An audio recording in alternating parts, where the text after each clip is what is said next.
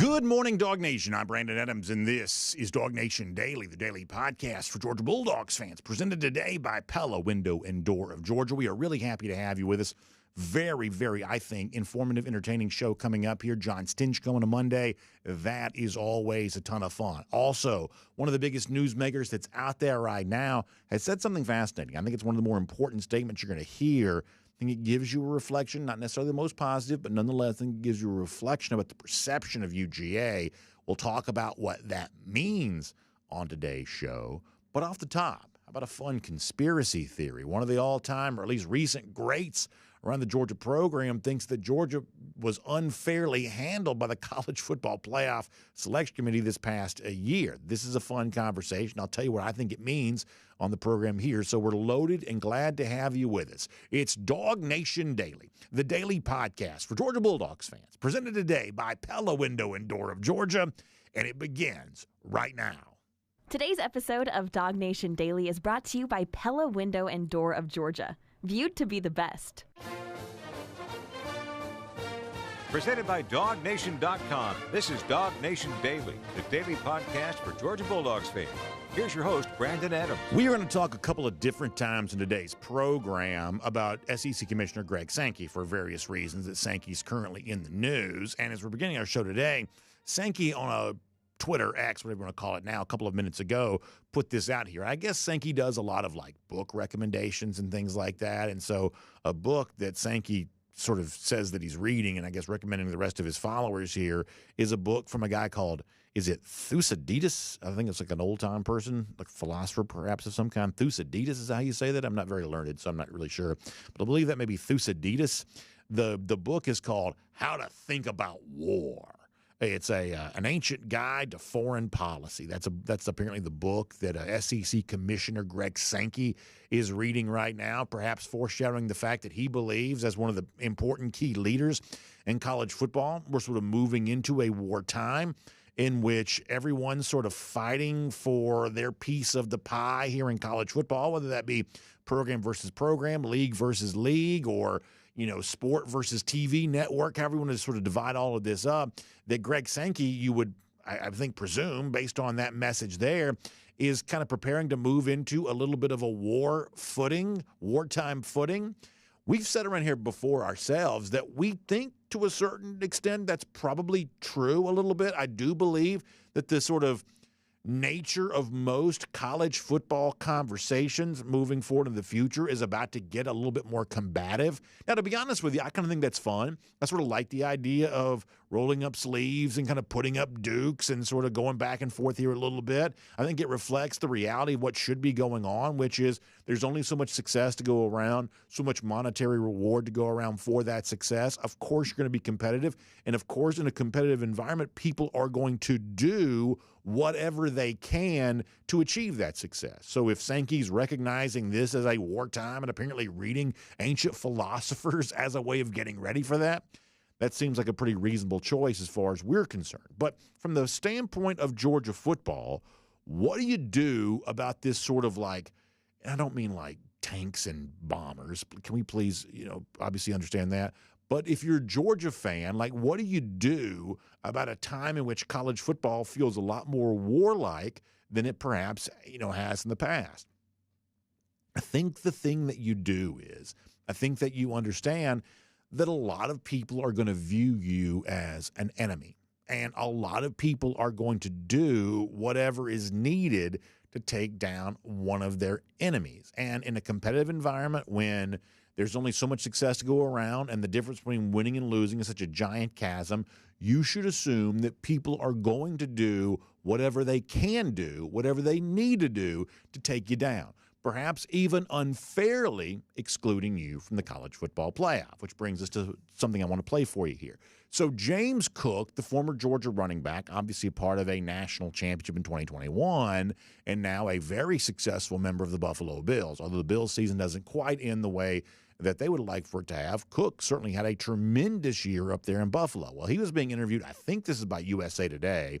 USA Today interviewing James Cook. Cook's in his car, and the subject came up of Georgia, and James Cook shared via USA Today a little bit of a, I guess you'll call it a conspiracy theory, a little bit of a conspiracy theory as to why Georgia was unfairly excluded from the college football playoff and what would have happened had Georgia been in this year's CFP. This is James Cook. I saw this weekend. Take a listen to this. If Georgia is in the playoffs this year, we win it all. And I think they didn't want to see us go back to back. We lost one game to Alabama in the SEC championship and haven't been beaten the whole season. It was like the same scenario my year, my last year in college. We won every game and lost to Alabama in the SEC championship, but we still got in and then went on and won it all. But I just feel like they knew what Nick Saban was, knew he was going to retire, so they tried to sneak him in one. So James Cook's conspiracy theory is they knew Nick Saban was going to retire, and they wanted Saban to be in the college football playoff, so they let him go in place of Georgia. Now, let me say this, and I think many of you are probably on the same page with me, I believe, on this. I've got zero problem with James Cook here expressing a conspiracy theory on Georgia's behalf. I think it's kind of nice when former dogs still have a lot of affection for their program, and I love the idea that Cook's out there speaking like any of us as Georgia fans would. Hey, we got robbed, and they should have done this, and whatever. The fact that James Cook still sounds like a Georgia fan when he talks about the Georgia program, even though he's not from Georgia and since gone on to great success, there in the NFL, I kind of like that. Kind of makes me feel good to know this still means something to James Cook. That's really cool. And so I have no problem with expressing the conspiracy theory. In fact, I kind of like the idea that he's sort of thinking about, who might be out to get Georgia and whatever else. My only issue with what James Cook says in that particular clip is that I think that James Cook is looking at the wrong part of a potential conspiracy. I think the thing that Cook is looking at is probably not the most accurate reflection of what really happened to Georgia. Georgia, I believe, was unfairly excluded from this year's college football playoff, but not to the benefit of Alabama. As much as it pains me to admit, Alabama did beat Georgia head-to-head. Alabama has an argument to be in the college football playoff because of that. Really had no beef with Alabama being in. But that doesn't mean there wasn't a conspiracy against UGA. Our view of that conspiracy is that it's a team like Washington who played in a league that's no longer in existence. A team like Texas, who has so little respect for the league that it won that it left the league as soon as the season was done. The fact that those two teams were easily included in the college football playoff without very much in the way of discussion about how a Georgia team that had previously won 29 straight games, how they should be considered in all of that, that's where I believe the potential conspiracy comes in on all of this. I think that Cook is right to look at this through a conspiratorial lens. I just think that ultimately James is probably looking at the wrong team who benefited from this potential conspiracy theory. Now, there's also that part of, I think some fans are like, well, you don't want to be paranoid or whatever else, but the truth is, it isn't actually paranoia if they really are out to get you. You've sort of heard this said before. And in Greg Sankey's eyes of, hey, a college football landscape that now looks a whole lot more warlike than it used to, there are a lot of entities out there, whether they be other colleges, other conferences, other whatever, that sort of look at Georgia as an enemy, and an enemy to be taken down. Now, you may say, well, how come all these folks don't like Georgia? Where does this come from? Georgia won the 2022 national championship by a 65-7 margin. That is not good for college football. This year, having teams like Washington and Texas and Michigan, teams from all these various regions of the country playing more competitive games against each other, that clearly is better for business. You can say what you want to about the College Football Playoff Selection Committee. Their ability to select the correct teams, the best teams, that may be pretty deficient. But their ability to recognize what's best for business, they're pretty good at that. The teams they selected for this year's college football playoff, whether they were the four best or not, they were clearly the best for business because the ratings were through the roof. America was clearly engaged because programs close to you, wherever you may have lived, were seemingly in this year's college football playoff, and you didn't have to worry about a 65-7 margin of victory the way that you did in the 2022 national championship. So James Cook, we would say, is sort of right to be on guard for unfair exclusion from the college football playoff.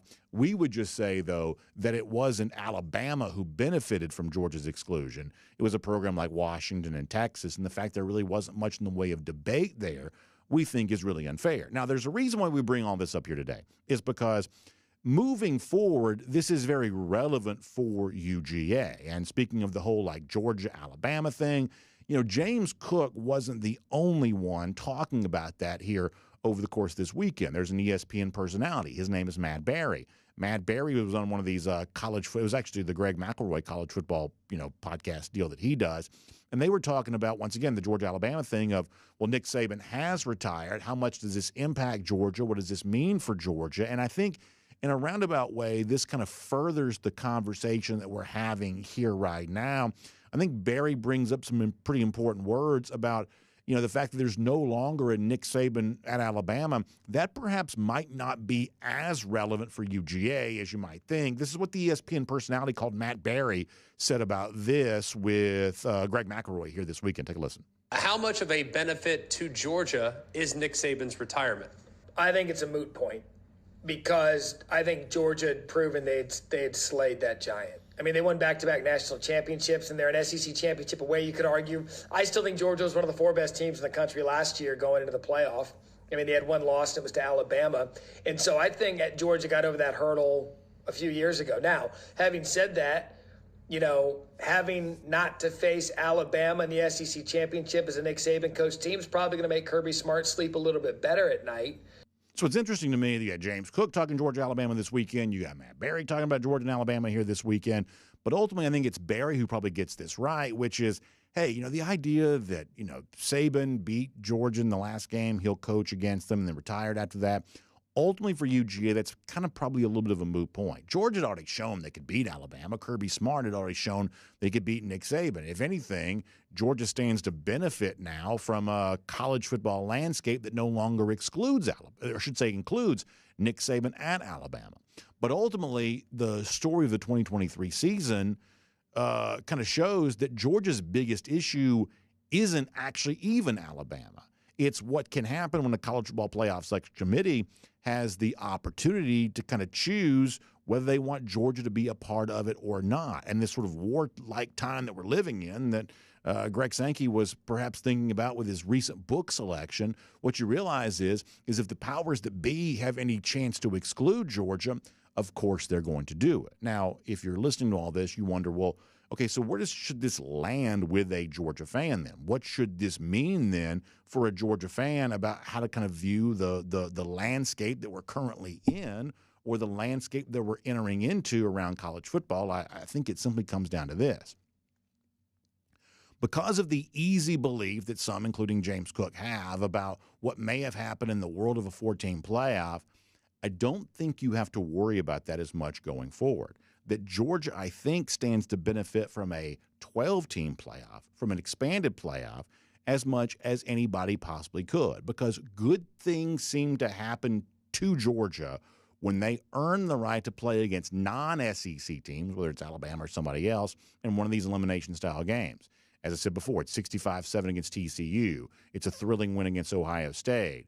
It's a blowout win against Michigan. It's a bowl win against top 10 Cincinnati. It's a neutral site win against Clemson to begin the 2021 season. On and on you can go. You got to go back to Sugar Bowl 2018, the last time Georgia lost a game in a non-conference matchup to a Power 5 opponent. It just doesn't happen. Georgia always seems to win these games. In the future, Georgia's going to get a chance to play a lot more of these style of games there as well. So was Georgia conspired against to be excluded from the college football playoff this past year? James Cook certainly seems to think so. Who are we to say that he's wrong? But moving forward, Georgia fans probably won't have to worry about this quite as much because in the future world, you're not going to be able to beat Georgia quite as easily in the boardroom anymore. You're going to have to beat them on the field. And some of these non-conference foes who look forward to the chance of trying to get that done, history would show that is a very difficult thing to do. My name's Brandon Adams, and this is Dog Nation Daily, the daily podcast for Georgia Bulldogs fans, presented by Pella Window and Door of Georgia. We are happy to have you with us no matter how you get to us today, live on video, 9:45, 1st and 15, dognation.com, Dog Nation app. 10 a.m. after that, Facebook, YouTube, Twitter, Twitch, radio, Athens Sports Radio 960 Ref, podcasts, wherever you find them, including the world-famous dognation.com. We are just very happy to have you with us on the show today. And a huge thanks to our friends at Pella Window and Door of Georgia, who make it all possible. Energy-efficient windows and doors. That is what Pella Window and Door of Georgia is all about. That means keeping your home feeling nice and cozy and comfortable on the inside the way that it's supposed to be, and looking great on the outside the way that it could be. And when you improve that curb appeal, not only does it make you a great neighbor, and not only that sort of show you taking the best possible care of the home that you have your great financial investment in, you make your memories in, but it also potentially impacts your resale value in a positive way, and all kinds of great reasons to kind of take that next step, improving the quality of your windows and doors with Pella Windows and Doors. So stop by and see them in their experience center in Duluth. You can put your hands on the product and sort of find out what makes it feel great. And I think you'll recognize the quality right away. You can also have one of those Pella experts stop by and see you in your home there. It'll be a no-pressure consultation. They simply want to educate you about why Pella Window and Door is such a great thing for you and why they offer such a great product for you there as well. They also have great savings here, too, because between now and the end of the month, February 29th, here in this leap year, you can get 10% off Pella projects and 0% APR for 36 months. So stop by and see them in Duluth or visit the website, PellaofGA.com/DogNation. That's PellaofGA.com/DogNation, or give them a call, 678-638-1429. That's 678-638-1429. Pella Window and Door of Georgia is viewed to be the best. All right, we are going to talk to John Stinchcomb here in a moment. Always a fun conversation. Prior to that, though, I want to go around the doghouse here today, and every now and then you sort of see something and you sort of realize, okay, this is going to be a little bit of a talking point. People are going to sort of be, kind of paying attention to this here a little bit. One of the things we talked about on Friday was Julian Juju Lewis, the terrific 5-star quarterback, now part of the class of 2025, who was taking a visit to UGA. And as we often do, we saw some photos of the visit. A lot of times Georgia will use the basketball games as a little bit of a backdrop to kind of host some of these visitors.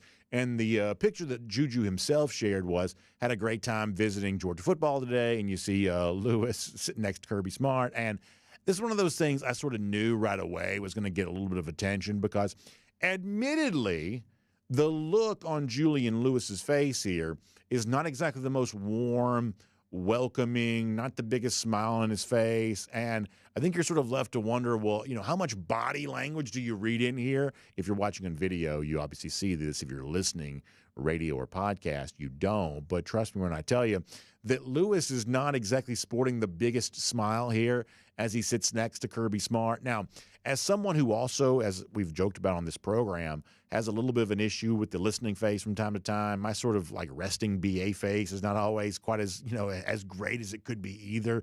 Every now and then I just sort of lose the countenance a little bit.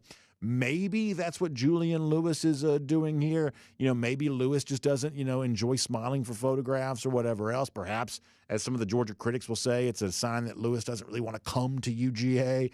But I sort of got the impression, and message board behavior would lead me to believe this is true, there are some non-Georgia fans right now having a little bit of fun with the fact that Lewis's photo of his visit to UGA did not exactly include the happiest looking photograph, honesty compels me to admit. Now, this also kind of brought me back to something that Jeff Sentell said on Friday, that, a few times this past year when Lewis was on campus for a visit to UGA during game days, and sometimes he sort of had the same overall look on his face or the same perhaps perceived level of interest in all of this. And so if you're trying to kind of help make sense of what some of this might mean, Jeff Sentell gave us this as a little bit of a foreshadowing to the visit that took place. This is Jeff from our show on Friday. I think there's a good chance that somebody's going to flip Julian Juju Lewis. I also think that behind the scenes, Julian and his camp have kind of warmed a little bit more to the idea of being a Bulldog. Remember, he took 2 visits last year to varying degrees of interest. Yeah. I saw one visit where he was basically eating chicken fingers or somewhere else, maybe even watching the USC game at halftime when Georgia was beating the brakes off somebody. But I don't know if those two things are connective. I think somebody can and maybe likely will flip Juju. I just don't know if it's the dogs in ath. So a couple of things there from Jeff Sentell, and I think that's obviously interesting on a couple of fronts. A, Jeff takes it very seriously that Lewis, who's currently a USC commit, could be on the open market and someone could have the chance to flip him away. Jeff says, I don't really quite know if that's going to be Georgia. Now, that's not because Lewis doesn't smile very, warmly in a photograph. Jeff says this could be more of an NIL-related recruitment. Obviously, that's not the kind of thing, that Georgia's always been, the heaviest favorite in, although I did mention on Friday's show, this could be about the time in which Georgia fully unlocks and unleashes all of its NIL apparatus. We'll see if that ends up being true. But Jeff does reference, much the same way the photo from Saturday sort of sees Lewis not exactly, cheesing for the camera, that some of those visits he took in the fall kind of had the same overall vibe. So I'll let some of you who are really into body language and things like that determine what you think that might mean. However, there was something else from the Lewis visit, and I find this to be really fascinating. And of all the things we're going to talk about over the course of this portion of the offseason, that sort of early, sort of Q1 of this 2024 calendar year, I don't know that we'll hear anything from a prominent newsmaker that's more important than this particular statement right here in terms of, what actually went down on Julian Lewis's visit to Georgia. The photo may not have told you much, but a quote that Lewis gave to a guy named Steve Wiltfong, who covers recruiting for 24/7 Sports, boy, this seems to speak volumes. And there is something to this that I think really matters here. What Wiltfong put on X is the quote from Julian Lewis after his visit. There were a lot of guys here today, Lewis says. I don't think any of us, listen to this is Julian Lewis quote from Steve Wiltfong, 24/7 Sports. I don't think that any of us realize how productive the offense has been over the last 2 years. I was able to spend a lot of time talking with Coach Bobo, and that's Montgomery Van Gorder, the former Buford quarterback, Brian Van Gorder's son, who's a UGA staffer. He says it was a good day. But the money quote from Lewis is that listening to these Georgia coaches speaking, I don't think any of us realize how productive the offense had been over the course of the last couple of years. And my clear takeaway on all of this is it is obvious that negative recruiting works. And it's obvious that programs are going to participate in negative recruiting because negative recruiting certainly can drag a program down in the mind and the perception of a recruit. It certainly seems like Julian Lewis is acknowledging that here right now. And if Lewis feels this way, then you would certainly stand to assume that a lot of other top recruits feel this way there as well, despite the fact that the results say something different. Georgia, I believe, is second in the SEC in scoring here this year. There weren't a lot of teams sort of scoring at that 40-point per game clip this season because the overall offensive numbers were a little bit lower this year across the sport. They had been, but Georgia was among the best. And yet still, when it comes to top-flight offensive prospects, they've got programs apparently in their ear saying, don't go to Georgia, don't go to Georgia. They don't do anything with offense. They don't produce offense. And yet the results actually speak for themselves. Now, to Kirby Smart's credit, this is the kind of thing he's been fighting against for quite some time, although maybe to not always great success. In fact, let me give you an example of this. Prior to the 2022 season, when Georgia, continued to sort of set a very high standard offensively and would obviously end up producing another national championship, once again before that year began, Kirby was still, sort of forced to fight battles in public about how explosive he truly believed the Georgia offense had been here during this national championship era. And what Smart said back then is just as relevant as ever in a time like this when a guy like Julian Lewis is saying, gosh, I didn't realize how good this Georgia offense actually was. This is Smart as kind of a retort to some of this negative recruiting from 2022. Well, we want to be explosive, and we were last year. People have us everybody talks about the defense. It got overshadowed that we were top 10 in explosive passes. A lot better than a lot of teams in the country at throwing the ball down the field. We did that with very effective because we were able to run the ball. So we have to continue to do that. So let me bottom line this way. I think this is pretty important. I don't know if Julian Lewis is going to come to Georgia or not. I told you that on Friday. I do take Georgia seriously in this recruitment, but ultimately I don't know where Lewis ends up going. I don't think anybody can for sure, nor do I know if his photograph not exactly smiling the most, the biggest smile necessarily means all that much either. But I do know this. Lewis' own telling of all of this leads you to believe there's a very effective negative recruiting pitch going on against Georgia, even if the facts themselves don't support that very well.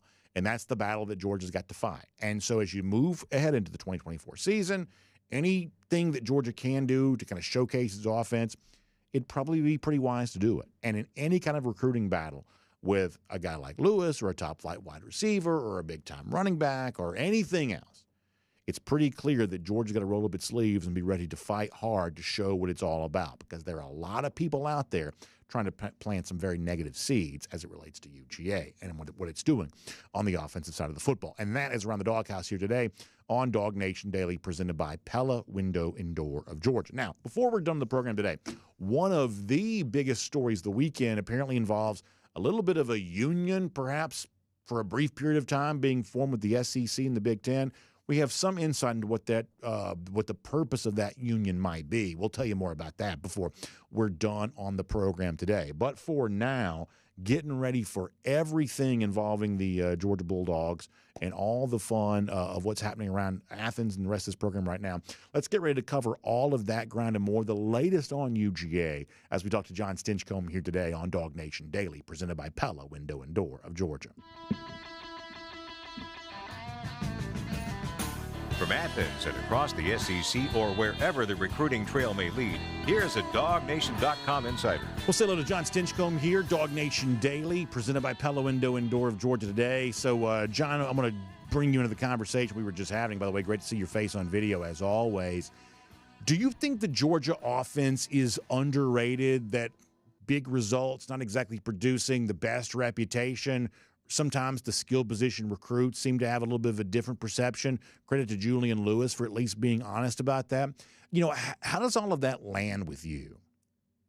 Yeah, I think it's been underrated. I think the biggest question this past year was, how do we transition from the Todd Monken era into the Mike Bobo era offensively, and transition from Stetson to Carson? And you talk about the ability to not only maintain a high level of performance, but also at times exceed what expectations were for this offense. And, you know, admittedly, Georgia's defense has been a cornerstone of this Kirby Smart era. But what I do think has been underrated is the ability of this offense to perform week in and week out. And this past year was no exception. I thought there was very little, if not, there certainly wasn't much drop off offensively. And at times it looked more explosive than what we've grown accustomed to in these past years. So you talk about negative recruiting, you talk about other programs trying to poke holes in what continues to be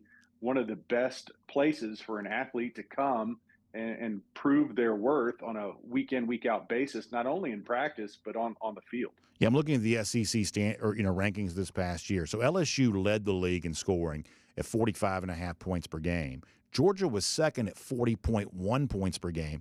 John, the next closest team to Georgia was Ole Miss, who came up number 3 at 35.1 points per game. So Georgia was not only along with LSU, the only teams in the SEC to score 40 points per game, but they averaged 5 more points per game than the number 3 team on that list. So clearly there's nothing wrong with the Georgia offense, which, as you kind of alluded to, but the overall perception doesn't seem to match the actual result. So, you know, I guess my question would be is, clearly the Georgia offense doesn't need to be fixed. It's working, you know, seemingly really well. But how do you fix that perception? Yeah, well, you look at it, and point differential is probably a factor as well, because Georgia has a defense and plays complementary football. There's times when games are already in hand before that 60 minutes is up. And so you've transitioned to some of your backup players, and you're not focused on, blowing another team out. It's, let's see if we can keep our horses healthy, because we're playing a long season. Georgia plans on playing well into the postseason, most years college football playoffs, and vying for national championships. So I think that's part of the recruiting pitch is you do have opportunities. If you're an offensive player, if you're a quarterback like Juju, then just look at what we do. Don't listen to what other naysayers are saying on the outside, because we've given platforms for players to perform. It's not just running backs. It certainly is a part of what we do and the identity of Georgia's attack of opponents, but there is opportunities for quarterbacks. We've seen that with Stetson. We've seen that with Carson. We allow our quarterbacks to make plays, and I think Georgia's done a much better job of providing these weapons around them to kind of highlight those skills, not just the Brock Bowers of the world, but as what we've seen. And, you just had the Senior Bowl this past weekend. There's a number of other highly skilled players that are surrounding these quarterbacks to make them look even better. Played a clip a little earlier from ESPN's Matt Berry, who says that the retirement of Nick Saban doesn't really impact Georgia all that much because Georgia's already beaten Alabama. If anything, things might get a little easier, but ultimately this is a story about other SEC teams who perhaps have been a little bit more under Alabama's thumb. I guess my question for you would be, how much do you think that Georgia will be impacted by a sort of a Nick Saban-less landscape in college football now moving forward? Yeah, I think it's a huge factor. I think Nick Saban is the number one recruiting tool that Alabama had. And I'm actually really grateful that on his departure, we didn't see a heck of a lot more loss from our coaching staff. So I think that's a win in and of itself. But to think that Georgia's not going to be affected because Nick Saban's not in Tuscaloosa, I think would be naive. I see it as a huge boost. It's the number one recruiting foe in this Southeast region for Georgia. And not having the best in college football history at the helm over there, and to think that wouldn't factor in some of these 5-star and 4-star players on their decision making as to where they want to be and how they see their pathway to professional sports being impacted as to not having an opportunity to be coached by Nick Saban, but still have an opportunity to be coached by Kirby Smart. To think that wouldn't be a factor, I think is pretty naive. I want to do 2 quick follow-ups on this, or follows up, follow-ups, however you say it. The first one, I wasn't going to mention this, but since you kind of brought it up, I want to say something about this. You talked about how the Saban departure didn't really create as much like rumor mill stuff about Georgia guys perhaps leaving and going to Alabama. Maybe, tops on that list, Glenn Schumann, and that rumor, like you said, that never really materialized at all. But, John, I don't know if you hear this kind of thing or not, but it seems like some of that Schumann stuff, possibly going to the NFL, it seems like some of that kind of stuff is still out there a little bit. Perhaps not to Philadelphia, which was, I guess, the rumored destination for him a year ago. But it does seem like you talk to enough people, there is still some thought out there that Glenn Schumann might have a little bit of an NFL future. As I said before, I wasn't planning on mentioning that today. But, boy, that rumor just doesn't completely die here. Do you take that seriously at all? I don't know specifically for Glenn Schumann whether that's the case. And I do think that there is just rumors swirling about college coaches having interest in the NFL because of the demands that they have off the field. It's not just, can I coach my position group? Can I coordinate a offensive or defensive unit? But it's constant recruitment. With that said, I don't see that as, that's going to be a factor for some of these guys. They recognize that, there is a carrot and there is a higher level, if you will, of this sport, and it's played in the NFL. You got guys where the margin of error shrinks considerably when you get to that level. But there's still a ton of pros of being able to coach and impact these young men in ways that make huge difference, not only on the field and their future between the lines, but what you can do in their lives off the field. So, I'm not going to speak specifically to what Glenn Schumann's desires are moving forward in coaching, but I think he answered a lot of questions just with the quiet nature that this offseason had surrounding him specifically. I think you look at his pedigree, and very easily he could have been in the conversation for a number of high-level positions, and he chose to stick to be a part of this program. So who knows how long-term that is, as much impact and what you hear about him coming from the folks that know. Obviously, the ceiling is very high, and he will have opportunities in the future. But when you're a part of a program like Coach Smart has built, that's kind of the nature of the beast. You'll have coaches that you can recruit and welcome in, and you also understand that there's many of them have higher aspirations, and those kind of opportunities have already been created. Yeah. You've seen that with, Sam Pittman and others, where position coaches find opportunities because they've been an integral part of the program here at Georgia that manifests itself into other opportunities for them down the road. And then to bring it back to the Nick Saban thing here for a moment, we showed a ranking the other day that some national writer had done of the top coaches in college football. No surprise that Kirby Smart was on top of that list. But John, what we kind of found to be fascinating on this show is you start going through, second-ranked coach, third-ranked coach. The number 2 guy on the list was Brian Kelly. That's a coach that Kirby's beaten 3 times already. Kalen DeBoer obviously has had great success, but, I could barely pick him out of a lineup. He's not a very well-known face right now, despite the fact that his resume is pretty impressive. And on you go of, Dabo Swinney on that list, but seems to be on the way down. Steve Sarkisian seems to be on the way up, but that's like 1 year at Texas where you can really say that. My point is, John, perhaps the most tangible, thing to say about the Nick Saban-less world that Kirby Smart and Georgia now, sort of find themselves in, it's sort of hard to make the case who, for the obvious number one competitor to Georgia is, the number one competitor to Kirby Smart's sort of status as the top coach in college football. That kind of thing has never seemed less clear. If you want to sort of, for me, say, okay, here's what it means to live in a world where Nick Saban's no longer Alabama coach, the number one potential stumbling block for Georgia, it is not necessarily all that easy to identify right now.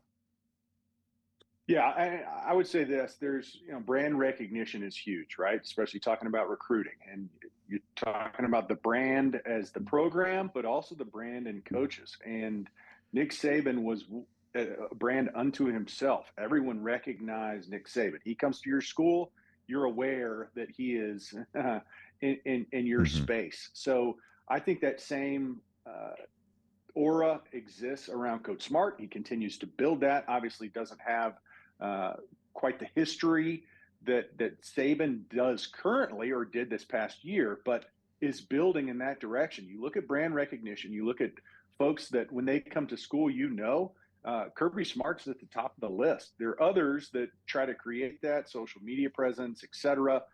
You think of a Texas program and the way that Texas A&M included, the way they can build with NIL, and there's some awareness that pre-exists once a representative comes to their school.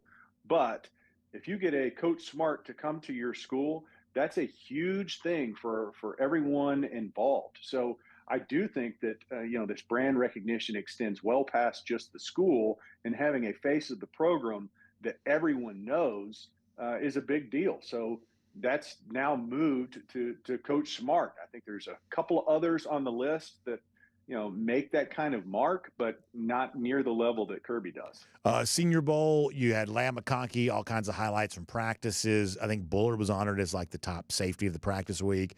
Tyke, I believe, was the MVP of the game. I think Marcus Rosemy-Jackson had a couple nice things happen for him. Any kind of overarching thoughts on what looked to be a pretty good week for Georgia players there in Mobile? Do you have any takeaways from that? Yeah, I think people continue to undervalue the talent that Georgia had, Ladd specifically. Everybody talks about, he's a great route runner and, he's just got a knack for football. I think that underestimates his ability to turn on the jets. I think once you get to the combine and see that his numbers are exceptional, Marcus Rosemy-Jackson had a big touchdown catch in the game. I think it's just going to speak to the level of talent that Georgia has. And when you compare that to what other teams and the players from those teams, what they possess, I think it just shows the riches that Georgia's been able to cultivate. And I also think that they practice at such a high level that competition, there's, for some, they go to the Senior Bowl and they think, man, this is a huge jump. I think for these Georgia players, it's like, man, we've seen players play at this high level every day we take foot on the practice field. So they're used to going up against the best. They're used to trying to create, you're watching a clip of Ladd here. You're used to trying to create separation against some of the best defensive backs in the league, and vice versa for, Tyke and Javon Bullard, who we all know has a nose for the football and is just he's a football player, even if his stats don't exactly show him to be, he's probably not going to run the fastest 40. He's not going to impress you there, but you put him on a football field, and I don't think there's a team out there that wouldn't be thrilled to have him. So again, I think it shows the preparation that they have going into these type situations, and just the level of competition that they see day in, day out at Georgia, and how that makes them better prepared for these type opportunities. Biggest story of the weekend may have been this so-called alliance being formed between the SEC and the Big Ten. Now, I use air quotes around the idea of an alliance. That's kind of a loaded term when it comes to college football. But the SEC did make an official announcement about this. This wasn't just a published report. The SEC announced this, using their own kind of letterhead, so to speak, here. So this is clearly somewhat serious, and a lot of people can interpret this as, oh, this is the first, attempt to sort of strike down the NCAA, which perhaps it might be. I think there's some other stuff going on here too, which we'll kind of get to a little bit later on the program. But I'm always curious because you're a pretty big stakeholder in all this, John. What you think about the SEC and the Big Ten now, at least for now, some attempt to work together to sort of fix what might be broken with college athletics. What do you think about that? Yeah, I think there's plenty of jockeying and positioning going on. I think the NCAA tried to make themselves remain relevant, if that's possible. What was it, a couple months ago when they sent out that note that when you talk to you talk to Sankey and he was like, well, this is the first I'm hearing of it with you at the same time. So there's positioning, there's some posturing that's taking place as to what college football specifically is going to look like going forward. I don't think that there's a lot of folks that know. There's too many. I think the courts are going to have a huge impact on the direction and abilities that exist, whether it's from a conference standpoint or from NCAA across the board. But I think this is one of those early shots where you're going, we've all seen this. I mean, everyone knows that the SEC and Big Ten has been stockpiling resources, not just in-house, but the additions of the teams. I think what you're seeing from Florida State is a recognition of like, holy cow, maybe we're on the outside looking in. There's others that feel the same way. And can they make those decisions to stay relevant? Because, even from the NCAA talking about their tiered system, seeing for the first time SEC and Big Ten working in conjunction. I'm sure this has been taking place for a long time behind the scenes and will continue to.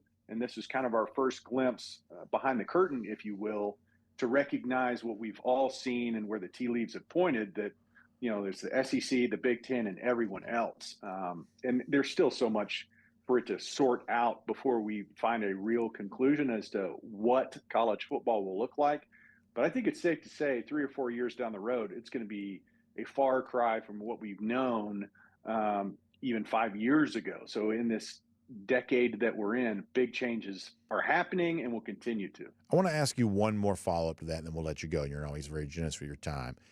To me, this sort of is a continuation of what we talk about a lot, which is, oh, man, college athletics got these issues. College football in particular, it's got these issues. We got to do something to fix all of this. And when you hear this news coming out on Friday, I think the response of a lot of people is, the SEC and the Big Ten are going to come together and fix some of this stuff.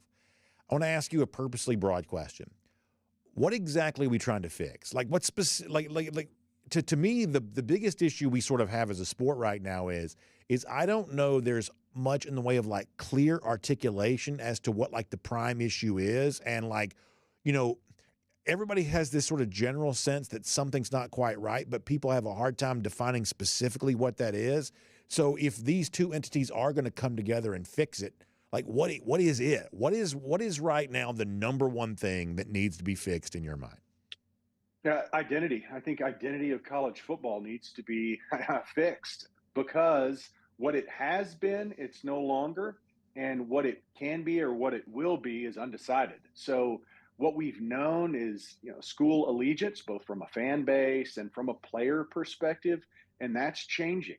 You look at NILs and transfers and the conjunction of those two. You look at the devaluing and the transitioning away from bowl games. I know that's existed in the past, but the expansion of college football playoffs, the general perception of college football being a platform for bigger programs like Georgia, Ohio State, Alabama, fill in the blank with those remaining in that category. And then the others, there's a stratification that's existing. There is identification that, Georgia's been able to recruit at a countrywide level, and it's seen as a stepping stone to bigger things? Is college football just viewed now as a gateway to professional sports? Yes, it's always aspects of these concepts have existed for a long time, but I think they're all bubbling up at the same time. So what does that manifest itself as? It manifests as a question of identity. What is college football? What's the audience? How is it built? What's it look like? Never in my history of recognizing college football have so many things been in question or in transition. So as you change the ability for players to change affinities and alliances, if you will, the same exists for teams, which hasn't really existed in the past, or schools. There's just so much that's in flux, relationships to bowl games, et cetera, that I think it's an identity question. I think, what does college football want to be and need to look like moving forward? Because it certainly isn't going to look like what we've known in the past. John, I think it's really fascinating stuff. I always appreciate your opinion on matters such as this, because I do think you bring a lot of insight to the table. We appreciate you being here on Dog Nation Daily, presented by Pella Window and Door of Georgia today. We'll look forward to speaking to you again very soon as well. Hey, I always enjoy it, BA. Go Dogs. Great stuff. Let's take a look around the rest of the league. This is SEC Through.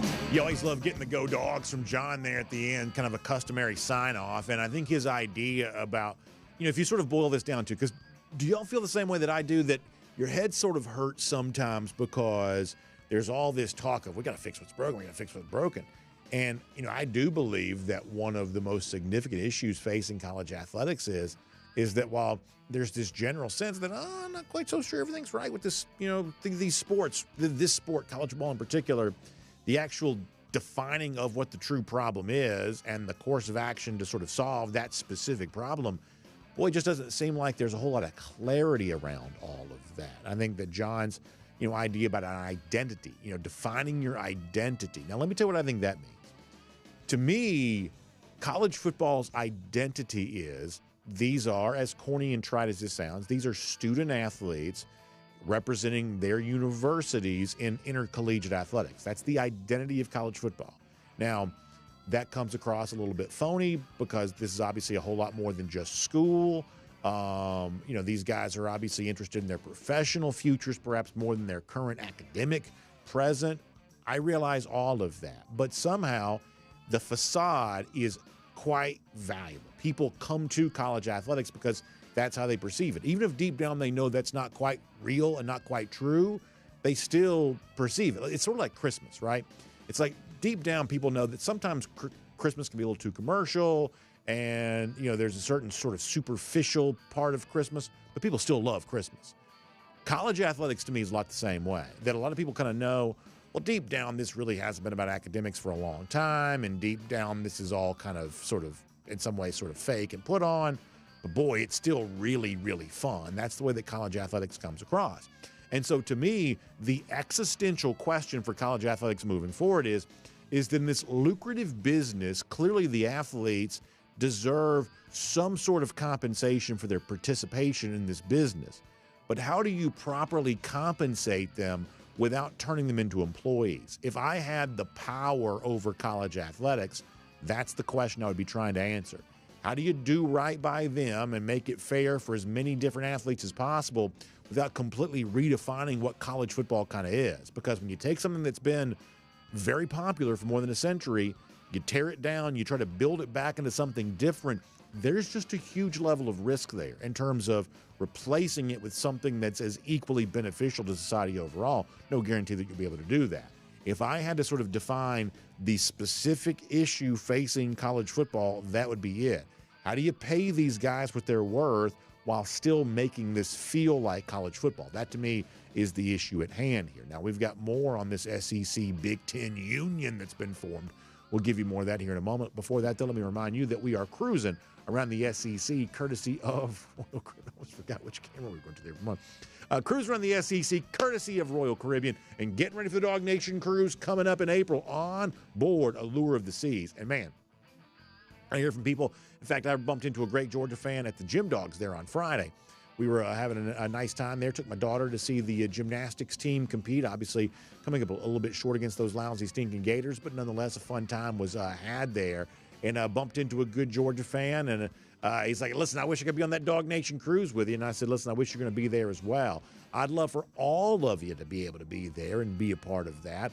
And you still have a little bit of a time to be able to do that. Our friend Jessica Slater's got you taken care of here right now. You can give her a call, 770-718-9147. That's 770-718-9147. You can also email her, jslater@dreamvacations.com. You can check out the website, royaldogs.com, and take advantage of these final opportunities to join us on board Allure of the Seas for the Dog Nation Cruise. It is time now to do it. We're ready to go on it. We need you there with us. Dog Nation Cruise coming up in April.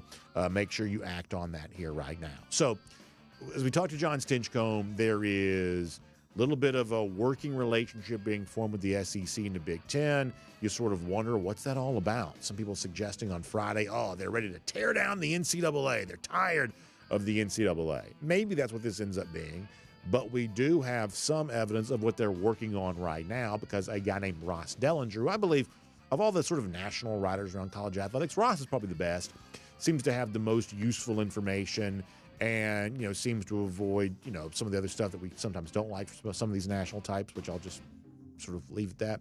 But Ross seems to do okay with a lot of this kind of stuff. And so what he's got up at Yahoo right now, which is his current employer, is that what actually the SEC and the Big Ten are working on right now is some sort of retort about the future of the college football playoff, which you may not realize this.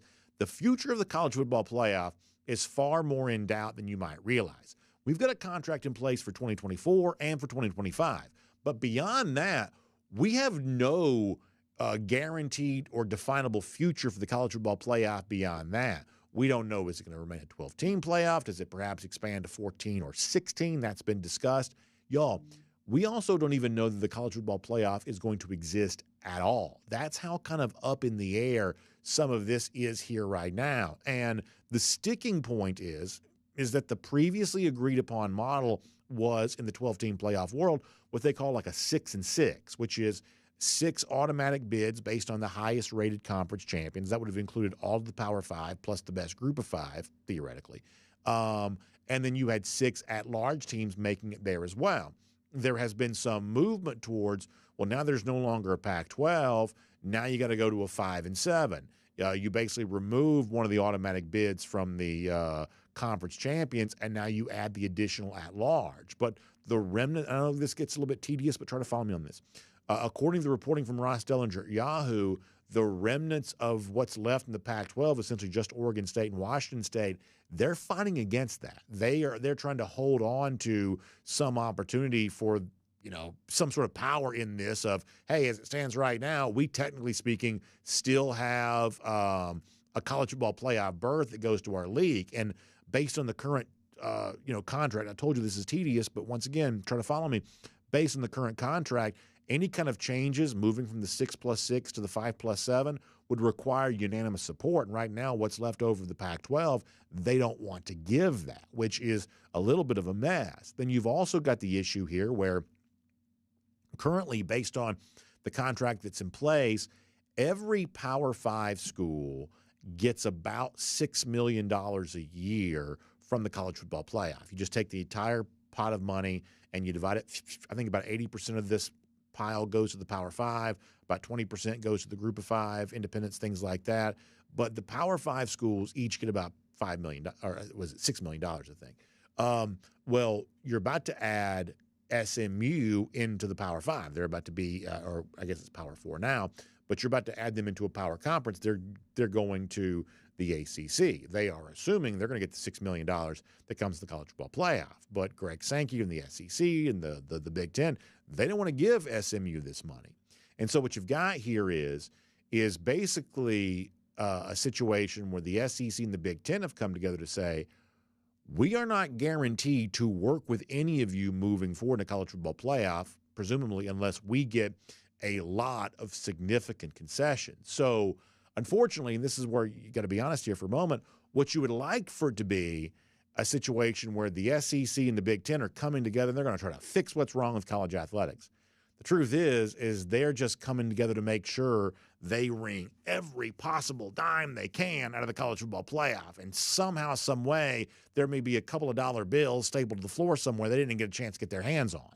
And listen, I don't fault them for wanting to make every bit of money they can. I truly don't. But, for people who have these sort of grandiose ideas, the SEC and the Big Ten are going to form this sort of, superpower union. They're going to fix what's wrong with college athletics. No, instead, they see the risk potentially of a few dollars ending up somewhere than in their own pocket. And so, therefore, they're going to fight together to make sure that doesn't happen, which is not exactly the most attractive description necessarily, but that appears to be what's going on. So, SEC, Big Ten come together, sort of send a dire warning about their participation in the future college football playoff beyond 2025. I would take this somewhat seriously. I'm guessing we have a college football playoff. It may even be an expanded CFP.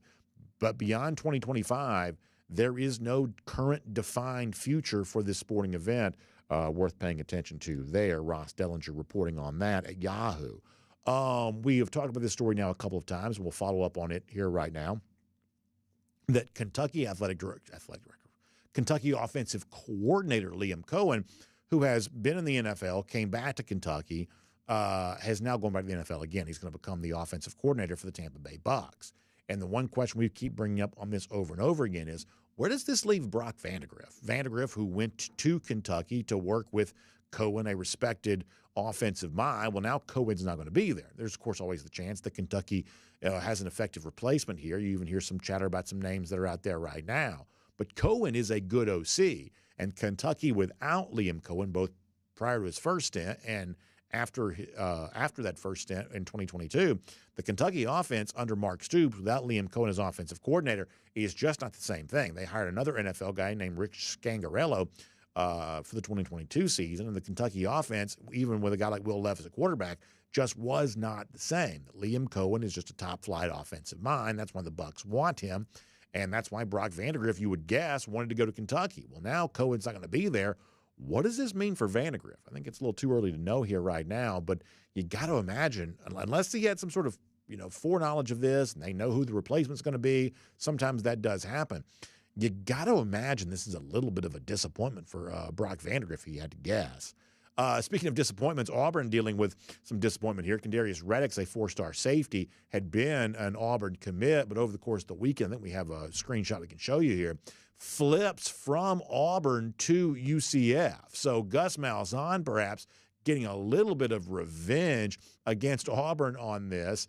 And I think if you're Auburn, this is problematic for a couple of reasons. A, I do believe the presence of Gus Malzahn in Orlando at UCF causes a little bit of an issue here because Auburn has not been very good since he left. Now, eventually, Hugh Freeze can probably be a pretty successful coach, but up to this point, the Brian Harsin era was a total disaster. Hugh Freeze, year one, not exactly the most confidence-inspiring. Yeah, there you go. Kendarius Reddick tells me he's flipped from Auburn to UCF, Hayes Fawcett put. Nice graphic there showing the bounce house in the background. The space shuttle launching from Port Canaveral, by the way, right down the street from the cruise port where we leave out of. The point is good times there in Orlando coming at the expense of Auburn, who was holding on to the commit, but now Gus Malzahn swoops in and perhaps gets a little bit of revenge against his old school here. So when you've got Malzahn at UCF doing some pretty good things, and now UCF is a power program playing in the Big 12, it's a little bit of an issue for Auburn. I'd say it's also a little bit of an issue for like a program like Florida 2, which has to play UCF this year. Malzahn, to his credit, I would say has UCF feeling a little bit more like a true legitimate college football program than any point in time in its history. I know there was a few years ago, Scott Frost proclaiming a national championship. That's frankly pretty meaningless and pretty hollow. What's not meaningless and hollow is, y'all can look this up for yourself, or for those of you who follow this closely, you already know this. UCF is the best recruiting program in the Big 12 right now. There's no one in that league recruiting better than Gus Malzahn is at UCF. And if you're Auburn, you better believe they notice it, especially when Malzahn's taking players away from the Tigers. And, oh, yeah, by the way, all of this happening just briefly after DJ Durkin, and we talked about his controversial past, all of this happening just after DJ Durkin was announced as Auburn's defensive coordinator. We don't know these two things are connected, but certainly the hire of Durkin didn't prevent this from happening.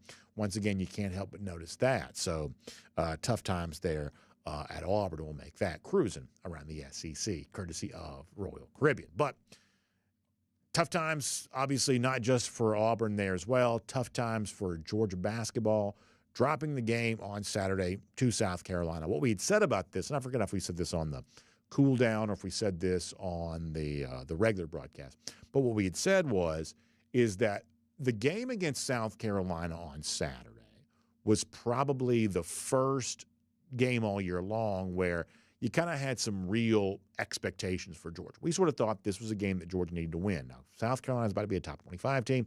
They were already solidly in the NCAA tournament field, but this is a home game. You'd already beaten them on the road. You had really been competitive in recent games, only let those leads slip away.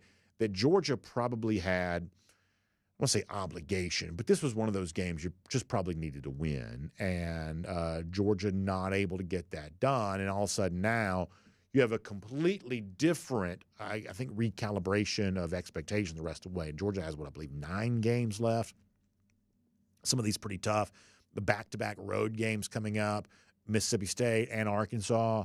You know, this is about, I think, the rest of the way for Georgia trying to make good on some of the promise of the early season and the excitement, the enthusiasm that Georgia had when it had the winning streak and when they went on the road and they won in South Carolina, finding some way to kind of remind you of that before the year is done.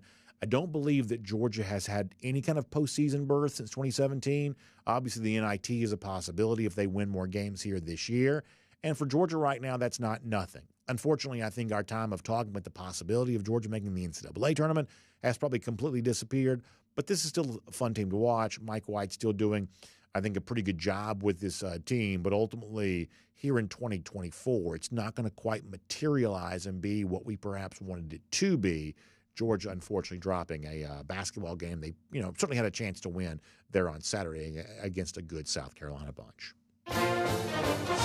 And relationship to all of that, our golden shoe today, I am being criticized for my role in the collapse of Georgia basketball. Foster Moss, one of our YouTube commenters, who generally speaking I kind of like, Foster and I seem to have a pretty good relationship with each other. He put it out there on the comment section on Friday, and ultimately this proved to be true once again, that ever since I got the basketball on the set, the Georgia basketball team hadn't won a single game. Today, the basketball is nowhere to be found because Foster is probably correct on this, that we had said before, we're, bandwagon hoppers to the Georgia basketball team. And so we'd had the Georgia basketball on the set and having some fun with that, just sort of celebrating what we thought were some chance to get some good wins. Unfortunately, the basketball proved not to be very good luck. Foster's right about that. So I'll own the L. I'll hold the L on that. And we'll give Foster a golden shoe for calling me out. He's probably right to do so. So disappointing on a number of fronts there on that. Lousy, stinking Gators, though, they've got it even worse. 1,185 days since they've beaten Georgia in football, the sport that matters, and we love reveling in all of that. And, of course, we'll see you back here tomorrow for Dog Nation Daily, presented by Pella Window and Door of Georgia. And on video, time now for the R.S. Andrews Cool Down. R.S. Andrews, the one you turn to for your air conditioning, heating, plumbing, and electric needs. They show up on time. They do the work that's promised, the price that's promised. You can trust R.S. Andrews on all of that. All right. And take your comments. I'm actually going to go to Facebook first today. Take your comments there, and we'll bounce through the comment section. We've been doing really long comment sections. I guess my hope today is to not go quite as long. We've got a couple of things also coming up this week that may prevent us from being a little so maybe we'll go a little longer today with the thought that we're not going to go as long maybe tomorrow. Perhaps that's the case. We shall see. But let's dive in here and get some of your comments here right now. Joseph Kennedy says the Hoop Dogs are boring because they can't sustain success. Yeah, Joseph, I don't know that I would use the word boring. Now, disappointing, frustrating, I might use those words. I don't know that I would use boring to describe the team. I think the team's pretty fun to watch. I do think it leaves something to be desired, though, when second halves are continually going the wrong way. I do think that's the case. Eric Ray says, how about a Bussy update? I guess I don't have anything positive on that. I know he visited Georgia, but this is the Texas A&M defensive back commit, but I really haven't heard anything about that since then. So I'm assuming there's the old adage that if you don't know, it's not you, unless something dramatic has changed. And if it has, y'all tell me. But, based on where kind of things stood post-visit the other day, I don't have anything positive on the A&M commit set to make his decision here. Seems like LSU. If anybody flips Bussey, it might be LSU. That's what conventional wisdom is, right? Joseph Kennedy says, bring back Ron Jersa. Alan Verbanchik says, we have seen improvement with Mike White. I totally agree. I am pro Mike White. I believe this program has truly improved. I just think it's really easy when teams playing well. I mean, because college basketball is just fun. I mean, we had a very big weekend's worth of games. It's kind of nice to feel like Georgia was at least somewhat a part of that. It's easy to want to get out in front too much. And, you know, clearly when Georgia started winning some games and when it beat South Carolina, some of us got a little too out in front of what Georgia will be able to do here this year. It's also important to note that, you know, while Georgia's sort of undergoing a little bit of a minor turnaround, at South Carolina, they appear to be going through like a major turnaround. They were essentially picked, bottom of the SEC this past, you know, for this season. And as it stands right now, they're going to probably be a top 25 team today. They're, you know, I think Lunardi had them as an 8 seed in his recent like bracketology update, whatever it is that he calls that. So, I mean, Georgia, meager turnaround, minor success. A program like South Carolina was sort of thought to be the worst of the worst, clearly showing you that big turnarounds are at least possible. Let's see what else.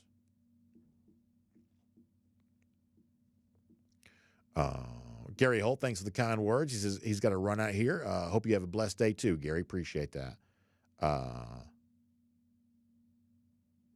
Gary Westmiller says, only draft eligible with 4-year college degree, cap on NIL, problem solved. But as we say all the time, though, if you try to put a cap on NIL, given the current situation, you will get destroyed in court.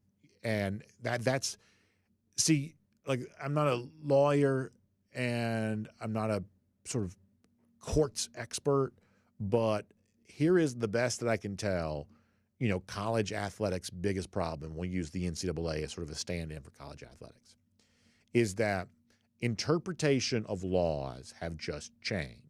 The best that I can tell, and we have a lot of lawyers who are watching us right now, maybe they could tell me where I'm wrong on this. The best that I can tell is the laws themselves have not changed. That for the most part, the laws that are on the books have been on the books for quite some time, but the interpretation of laws has changed. Whereas if you want to go back, you know, up through the 1990s, that the prevailing legal wisdom was that there was sort of the legal apparatus in place to protect the idea of amateurism. And over the course of the last 20 whatever years, that's just changed.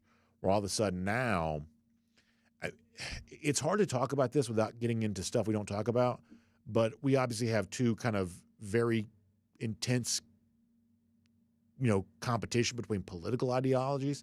And it sort of seems like both ideologies are sort of against, you know, amateur college athletics right now, at least when you listen to what, you know, people are saying. That at the sort of legal level, the sort of high court level, the NCAA can't buy a win. And it just sort of seems like the courts have been influenced by what appears to be a change in public perception. Now, I think there's a sharp divide in the public perception from, like, I don't know, like it sort of seems like there's a certain, like, you know, I don't know, maybe I shouldn't say that, but it just sort of seems like the NCAA can't buy a win in court these days. You know, sort of the more sophisticated the person offering the opinion, the more likely that person is to have a graduate degree, the more likely they are to be very anti-college athletics. Where, like, sort of regular folks, which I would sort of include myself in that, regular folks, you know, seem to have a certain opinion about this that doesn't seem to match up very well with, like, the sort of more sophisticated opinion of those with, like, sort of postgraduate degrees and things like that. You can't help but notice that sometimes. Van West says, any word about renovations affecting the spring game? My guess is no, because they don't have 80, you know, like Georgia doesn't really make the push for the big crowd anymore for these spring games anyway. So the entire stadium probably will not be available. But it won't be as bad as Vanderbilt was last year, A. And, you know, B, my guess is the spring game still goes on unabated, I'm guessing. Lucy Bowers-Boykin says the states passed their own NIL laws. The NCAA waited too late to get involved. Yeah, I guess that's the case. But, yeah, you could be right. You could be right. Let me go to the other comment sections here for a moment on YouTube here. See what folks are doing over there.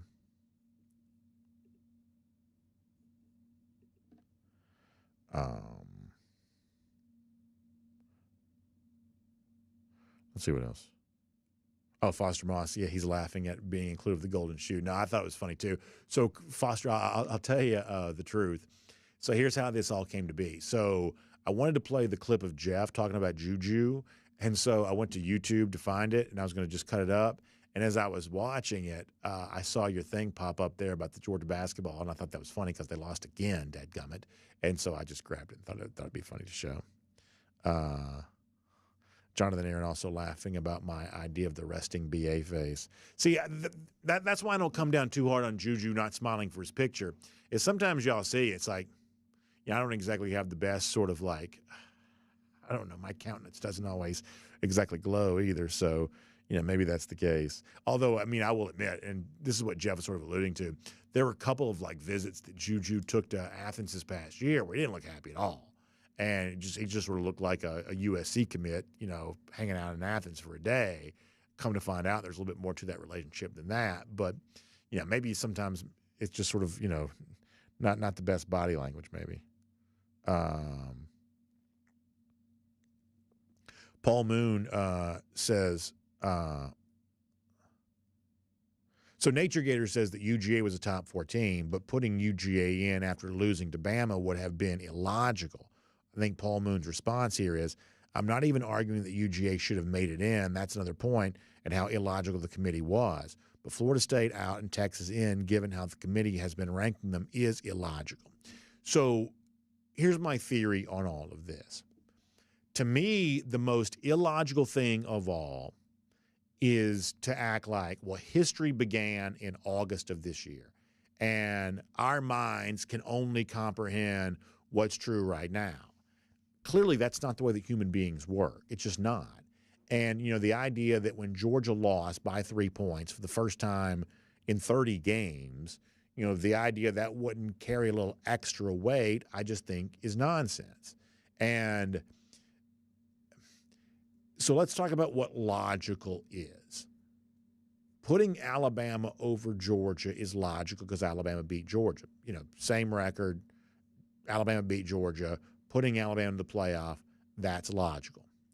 But what I think that we fall prey to, now, this is going to seem self-serving because I'm arguing on behalf of Georgia, which is fine, but I think this goes beyond just Georgia.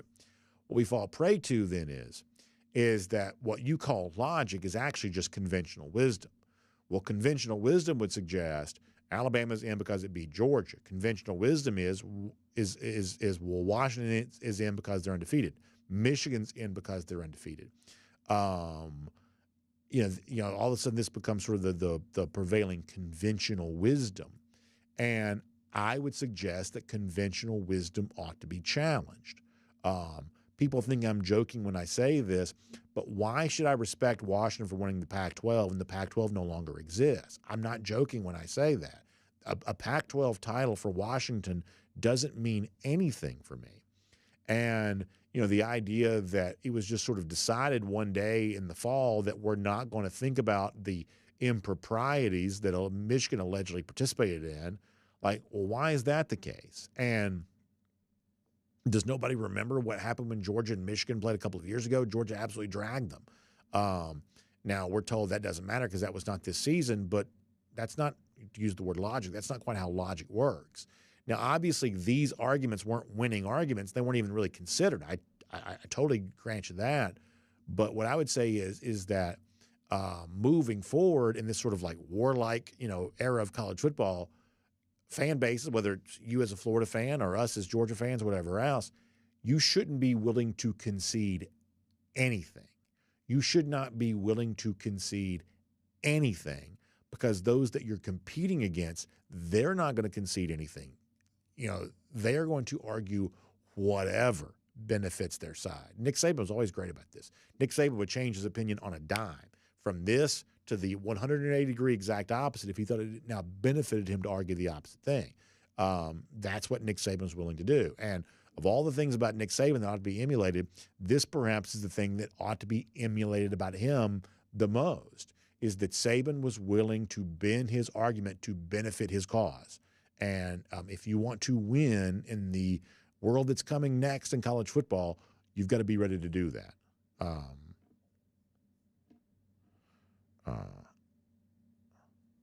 Nature Gator also says that it's Mike White being Mike White. Obviously, White, the former Florida coach. UGA is a really talented team, thanks to White, just not a great game coach, thanks to Mike White. Saw that repeatedly when he was with the Florida coach. Y'all may turn out to be right on this. Florida fans obviously grew tired of White. I don't deny that. I think this is probably the best coach Georgia's had in a while, though. I do. You may turn out to be right, but I think for now this is the best coach Georgia's had in a while. Oh, by the way, Jonathan Aaron also pointing out that Carl Weathers passed away. Obviously, as you said, someone that my son knows from The Mandalorian and that I knew from the Rocky movies. The Carl Weathers thing hit me hard because when you saw him in The Mandalorian, I was just really impressed at like how young and healthy he still looked, which I know that's been a few years ago, I guess now, but or at least the first season, a few years ago. But like, I mean, Carl Weathers, like he's still on this show, he still looked really good, and to me, underrated. I really appreciate you bringing this up, Jonathan. I think Carl Weathers super underrated. A lot of you love him from Happy Gilmore, very funny kind of appearance in that movie. But my gosh, man, talk about a big part of my childhood. Apollo Creed, big part of my childhood. Really, really big part of my childhood. And just great in that role. It's one of those things where, like, you don't give, like, Academy. I know the original Rocky did win the Best Picture, but, guys like, Carl Weathers probably don't win Academy Awards for playing Apollo Creed. But could you be a better actor in a role than Weathers was in just sort of making Apollo Creed come to life? He's just great. He was just great. He looks great. Just great. Just both in terms of like the sort of bad guy in the first couple of movies, transitioning to the good guy and Rocky. It's sort of a pro wrestling style, turn. Just great. Like immensely talented. Made everything he was in better. Just, man, it sucks to lose a guy like that. I hate death. I'll tell you that much. I really, really do. Nature Gator also mentioning a former Florida athletic director, Bill Carr, passed away. I'm sorry to hear that. I'm very sorry to hear that. Was not aware of that.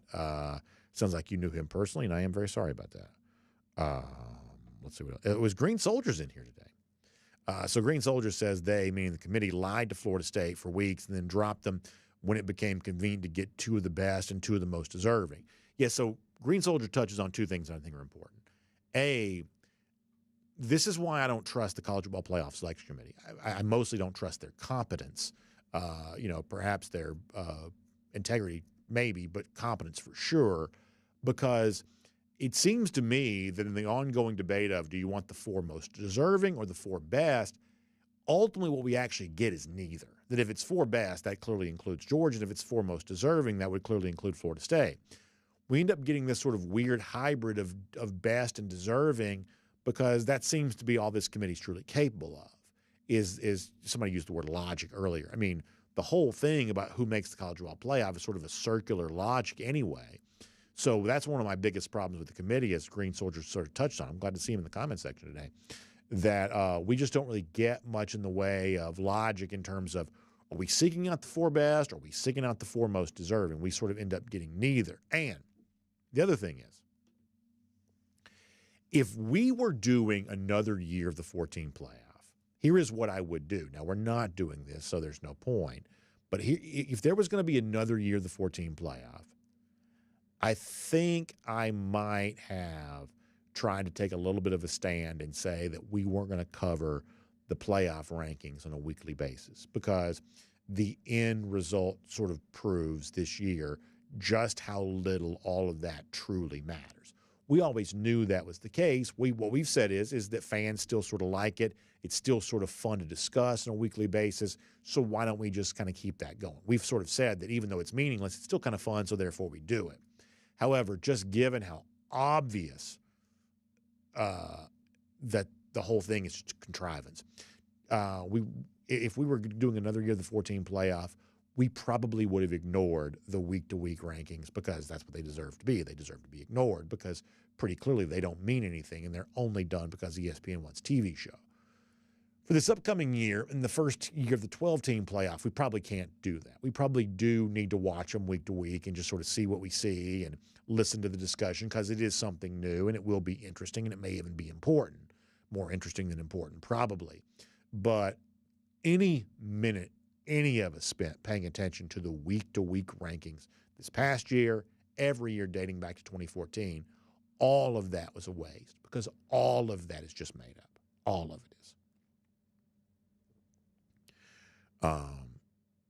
Kenneth Holt says the committee tries to split the baby to appease some fan bases while also trying to save TV ratings. There is no doubt that the selection committee is going to do what it believes is best for its overall bottom line, which are the TV ratings. There's no doubt, because if the committee didn't do that, it would be the only entity anywhere that doesn't try to manipulate situations in its own best interest. Of course, they're going to do that. And that's where Georgia ends up getting harmed, which is what we try to talk about at the top of the show today, which is the committee sees value in 4 teams from 4 different regions making the college football playoff. And they may be wrong about everything, but they're not wrong about that. The ratings were up because of the balance in this year's playoff.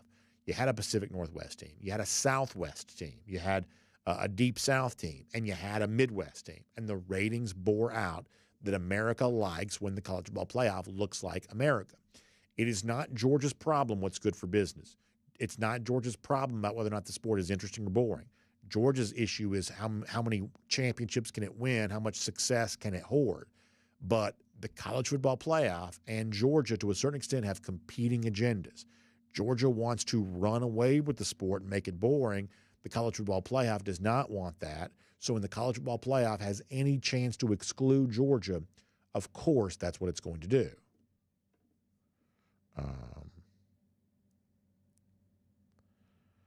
Let's see what else.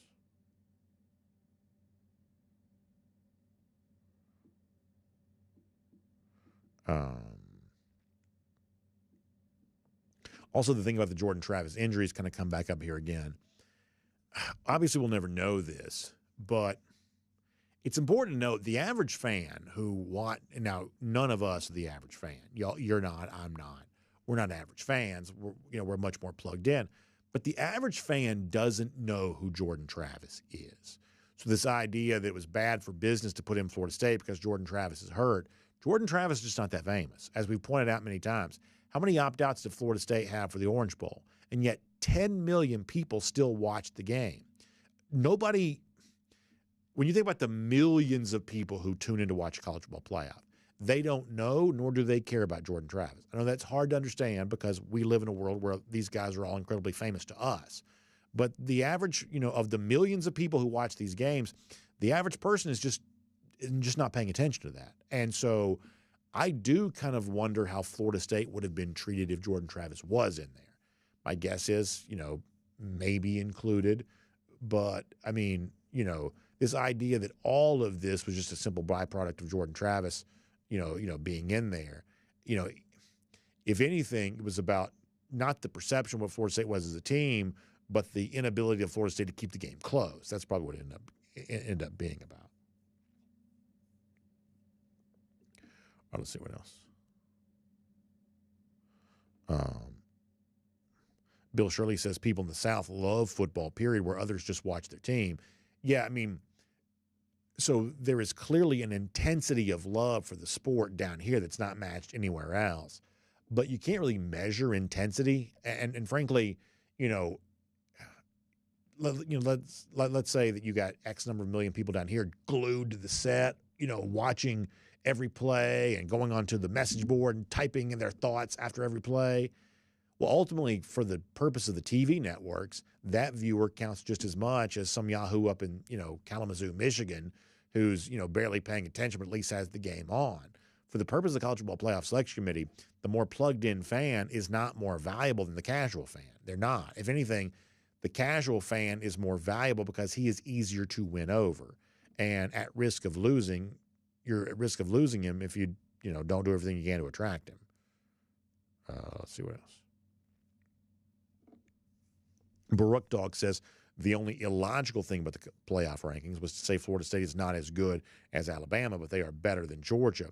That argument made no sense. Yeah, I mean, sometimes, small tells go a long way. Ranking in the final ranking prior to the playoff, like the final ranking that determined who the playoff teams were, putting Florida State at 5 and Georgia at 6 was asinine.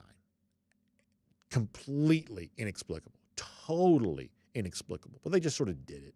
And that's what a lot of this ends up being, is a lot of this is, they just sort of did it. And you see, like, this is one of the that I kind of like. I'm interested in the rankings because you can look up and down the rankings and you sort of see the inconsistencies that sort of pop up, and you just kind of realize these people have no idea what they're doing. Like, for instance, so Florida State, most deserving, got excluded in place of better team. We'd say it's probably Texas or Alabama, right? So better made it over most deserving. But do you know who the group of 5 team in the New Year's Six was this year? It was Liberty. Liberty was undefeated, but Liberty also plays in Conference USA. And I was actually a little bit surprised they did this. Liberty undefeated, plays in Conference USA, but from a power rating standpoint, point spread standpoint, a far level lower than, like, say, SMU, who won the American Athletic Conference. If on neutral field this year, SMU would have been a pretty sizable, I don't want to say sizable, would have been a true, obvious favorite in a game over Liberty. SMU, I think, lost twice. Liberty was undefeated, but SMU plays in the better conference. They're power rated ahead of. And so when it came to who makes the playoff, 4 best made it in over 4, overall best made it in over overall more deserving, Alabama over Florida State. When it came to who got the group of 5 nod, most deserving, the undefeated team, made it in over the power-rated higher team, SMU. So there's zero, consistent logic to any of the stuff they do. I'm not even sure they even know the difference. And to make matters worse, they don't care that we notice this stuff. The idea, well, you did this here, but you did that there. Their response would be, okay, I don't care. I mean, they know what they're doing. We know what they're doing, but they're just going to do it anyway. They don't care. Lee B also points out that while the basketball on the set may have hurt the men's team, the women did get their second SEC win on Sunday, which is good for them. He says the Lady Dogs are struggling, and the men are fun to watch, hoping next year we get a double dose of March Madness. Yeah, so I was in Stegman Coliseum on Friday. We went to the Gym Dogs. I think I told you that. I was looking up the rafters. So in 1983, Georgia went to the men's and women's Final Four, which is pretty amazing. I'm guessing the women's Final Four was a far cry in 83 from what it is now. But nonetheless, how cool is that?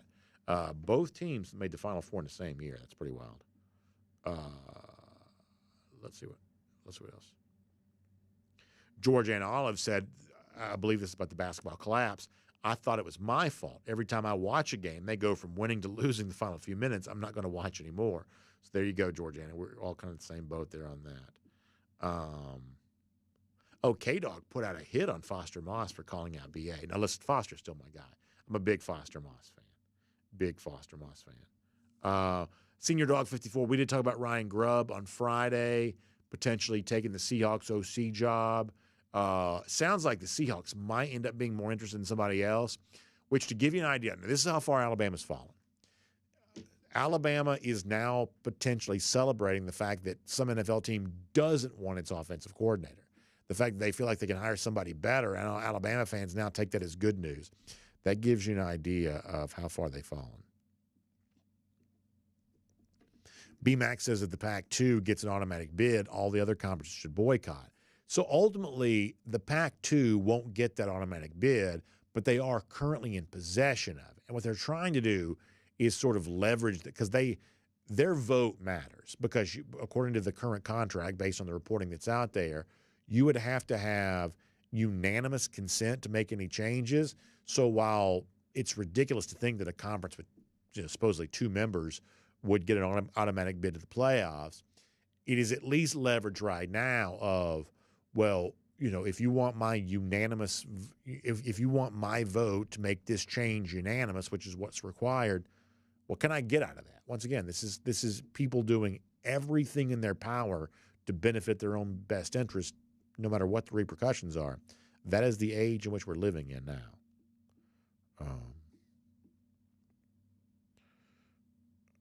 Let's see what else.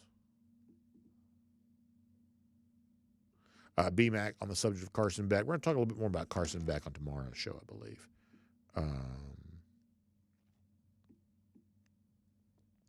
Brooke Dog says, ratings like dynasties, you think it hurts Major League Baseball? The Yankees make the World Series every year. What's bad for college football is UGA killing TCU in the title game. But you can't blame the committee for adding TCU. They ended up beating Michigan in the semis. Yeah, so blowouts are not good. And, there's a difference between, like, say, professional sports and college sports in that there's only, 32 NFL teams. There's, typically 30 teams in the other professional sports leagues. College football is just much larger. But the problem is there are large portions of America that don't really see themselves in being a part of the overall college landscape. That it has been lucrative to keep college athletics big. Lots of teams make the NCAA tournament. Almost every region of the country is well represented. Almost every state in the country is well represented by the NCAA tournament, at least over the course of a period of years. And so college athletics seem to do better when the sports are perceived to be national. And you mentioned the New York Yankees. That dynasty typically good for Major League Baseball, but one of the lowest rated World Series of all time was the Subway Series. That when you had New York versus New York in 2000, America kind of tuned out on that. That wasn't great for America. Now, you heard about it endlessly because most of the media is located near New York or from New York or whatever else. But, the sort of one region being represented by a World Series was not good for business overall. College football kind of suffers from the same thing. When you've got Georgia, Alabama, Clemson, or some version of that dominating so frequently, if you don't live right here in the Southeast, that's just not as fun for you. And I would say down here, we don't care about that, nor should we. It's not our job to make the sport interesting. It's our job to hoard as much success as possible. You better believe that people outside of our region, though, are thinking about that constantly. Let's see what else. Randy Hall says, how much playing time do you see Nate Frazier getting next year? I certainly see him in the opportunity to be, I think the one thing that Jeff said was on one of our shows going back a couple of weeks ago, that perhaps in that kind of DeAndre Swift role where, Swift, I'm talking about going back 2017 when Swift was a freshman, that you had Chubb and you had Michelle and, DeAndre Swift was like right there below that. And Swift ultimately had the kind of not game winning, but the game icing touchdown against Auburn in the SEC championship. That's, kind of, what that moment was. And that may be a good comparison. It seems like there's a little bit of buzz around Roderick Robinson right now. And that if, Trevor Etienne kind of brings, we talked about this last week, the lightning, that perhaps Roderick Robinson brings the thunder. And maybe that leaves some room for Nate Frazier to perhaps be the number 3 running back. Just given what has been said. I know Frazier had a little bit of a drop in the last ranking that On 3 put out, but overall, based on what's been said about Frazier as a recruit, I could see him maybe being even better than Georgia's 3rd leading rusher for next season. But, you also got to hold off Branson Robinson on that too. And to sort of reiterate what we've said about Robinson, we're still as high about Branson as we've ever been. We just believe that 1 year removed from a very serious injury, I don't know how much of that we see here this year. Maybe he surprises me and he shows me a lot more. I certainly wouldn't put it past him. But for now, a little bit cautious about too much in the way of a heavy expectation for Branson Robinson just because of that injury recovery. So the safest bet might be Frazier as perhaps a 3rd leading rusher for Georgia this season. I would say that's a possibility. Lee mentioning me watching the Gym Dogs in person, saying, wish they'd beat the lousy stinking Gators, but heard it was a fun event. Yeah, it was fun. It really, I mean, like gymnastics in person is obviously really entertaining. I really don't know what I'm watching. You sort of get an idea for what's what. Florida, to its credit, is a really good squad. They do all those flips and stuff like that. You know, they had incorporated the Gator chomp into their floor routine, which was, I guess, probably pretty clever. You know, Georgia had some nice moments, but ultimately, you know, it seemed like every gymnast that Florida put out there they were all pretty, I guess, pristine. They all had they just all had sort of sharp movements, I guess. The Georgia ladies all did great, but, you know, maybe not quite as crisp as Florida was. Sort of thought that was the case. BMAC also mentioning Andrew Paul. Yeah, you don't want to forget about him for certain. Let's see what else. Kenneth Holt says the running back room on YouTube, he says it's going to be night and day from last year, a healthy Andrew Paul and adding Etienne. Yeah, it could be a lot of fun. Johnny Surf Dog also mentioning Andrew Paul there as well. Johnny Surf Dog also says he likes the new set, which I appreciate. Paul Moon liking Roderick Robinson for the upcoming year. Let's see what else. Curtis Williams says, I knew we were in a win to get in scenario, but that doesn't change the fact that we got hosed. Yeah, so I sort of think, just to be honest with you, there are a lot of Georgia fans who are way too deferential about this. There are a lot of Georgia fans who sort of feel like, well, it's just not good form to argue for this after you lost the game on the field. And I'm telling you right now, if the tables were turned, Alabama would have no such misgivings about doing the same thing. They just wouldn't have. Remember, Georgia has a second chance national championship. It lost the SEC championship, still made the playoff, and won the national title. If they got another second chance national championship, in other words, if they were included in the playoff and went on to win this year's national championship, that second chance national championship, if you want to think about it that way, all that would have done was brought Georgia even with Alabama in the Nick Saban era. You know, this idea of, well, if you can't win this game, you don't deserve to be in the playoff. Nick Saban wasn't saying that in 2011 when he lost the regular season game to LSU, got a second chance at them in the BCS national title game and claimed the national title. There were no misgivings about, well, do we really deserve to be here if we lost the game? That's not the way he thought. Or in 2017 when Alabama didn't win the SEC West, still made the college football playoff, had the benefit of not having to play that first Saturday in December, resting up, getting healthy, and then, you know, barely eked by Georgia, even though Georgia had played in California the week prior. Once again, that's a second chance national championship for Alabama. But guess what? In the eyes of Bama fans, rightly so, there's no asterisk on that you argue what you need to argue. If you can win the game on the field, you win. If you can't win the game on your field, you take your fist, you start pounding it on the desk, and you argue on your behalf to still get into the game. Nick Saban's proven good at that. He's got 2 second-chance national championships at Alabama. If Georgia had gotten another one this year, all that would have done is drawn Georgia even with Nick Saban for what he's already done. So don't be afraid of making these arguments. And don't be afraid of what people say about you on the internet when you do.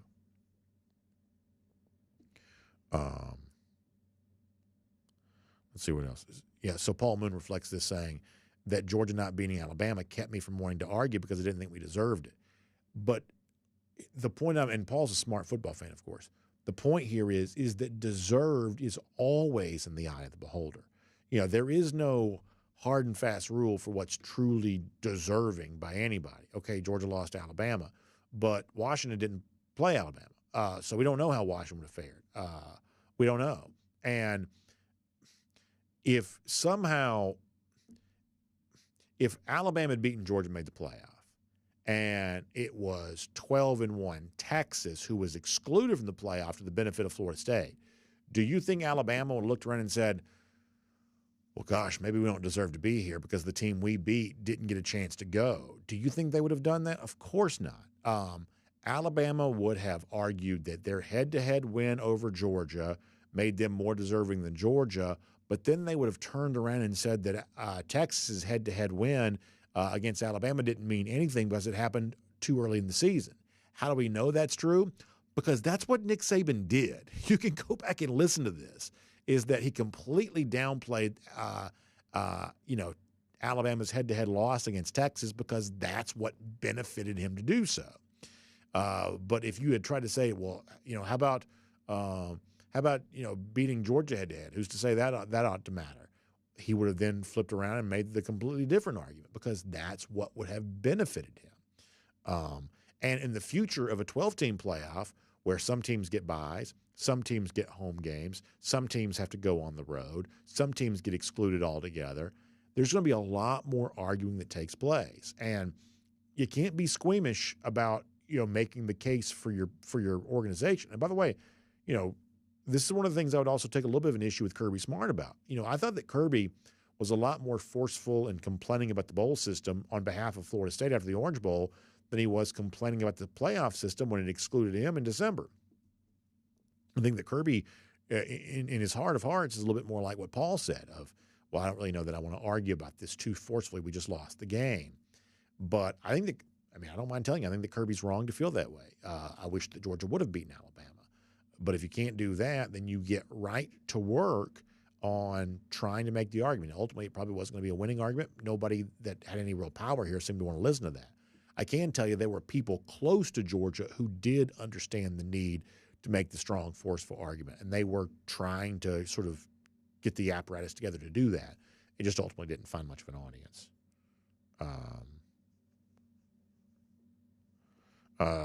Jonathan Aaron says, with the 12-team playoff, it's better to go undefeated, lose the SEC championship game, get a lower spot, or catch an L in season, miss the championship game, and host a playoff game. I think these are all fair questions.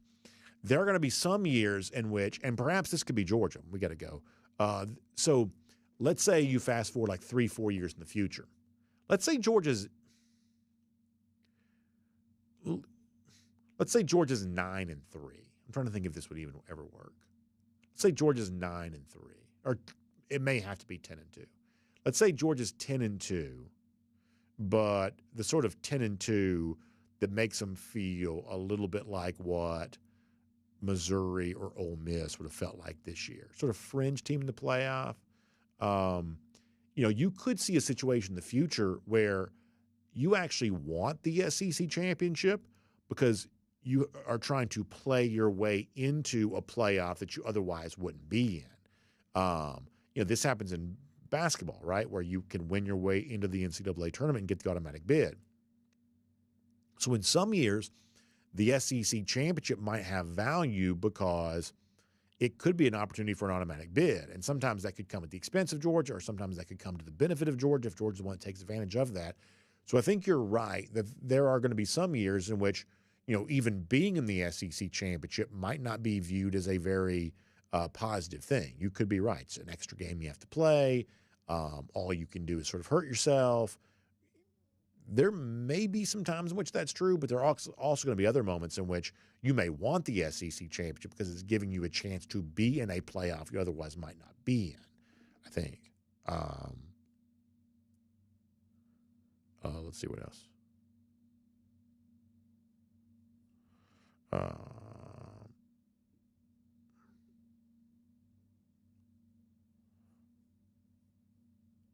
All right, we got to go. Good comments. Thanks for being here, everybody. I was just kind of thinking if we had more time for more comments, but we really got to go.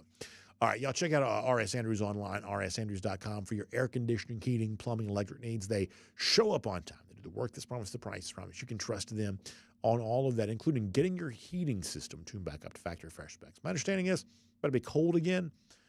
We had a nice little run there for a couple of days, but my guess is that's going to be short-lived. So please find R.S. Andrews online at rsandrews.com to get your heating system ready for what's coming next. So find them there, and we'll see you back here tomorrow online ourselves at 10 a.m. across all video platforms, and then at 9:45 on DogNation.com, the Dog Nation app before that. For Dog Nation Daily, presented by Pella Window and Door of Georgia. We'll look forward to talking to you then.